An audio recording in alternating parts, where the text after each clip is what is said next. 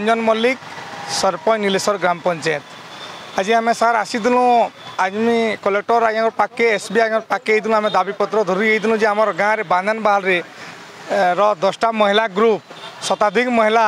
आज आम आसीचु आज दाबीपत्र देलुन जे गाँव में मद बिक्री होजे सटा होजे से गाँव में धनजीवन अनेक नष्ट होलान गाँव में कैंसी विकास काम होने पार्बा बाधाप्राप्त होजे झी भौणी मान सब बेले मद पानी पिक हुड़ा कुदा कर मारपिट कर सब बेले थाना फाना केस पतर होजे ये गाँव में विशृंखला सृष्टि होजे से आम आसीलु समस्ते आम कलेक्टर यहाँ देचु कलेक्टर एक्साइज डिपार्टमेंट के फरवर्ड कर एसपी सार को भी लिखित देलुन एवं सदर थाना के जाऊँ इतार कार्यानुष्ठान नबार लगी तो आम देर न ने बेले फिर महिला मैंने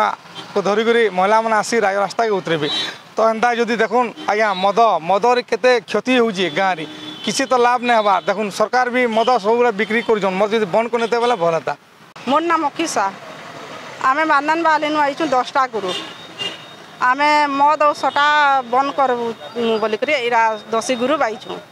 आम कलेक्टर के आम कागज पत्र देलु न एसपी साहब के आम कागज पत्र देलु न आम बंद कर बोली आम इरा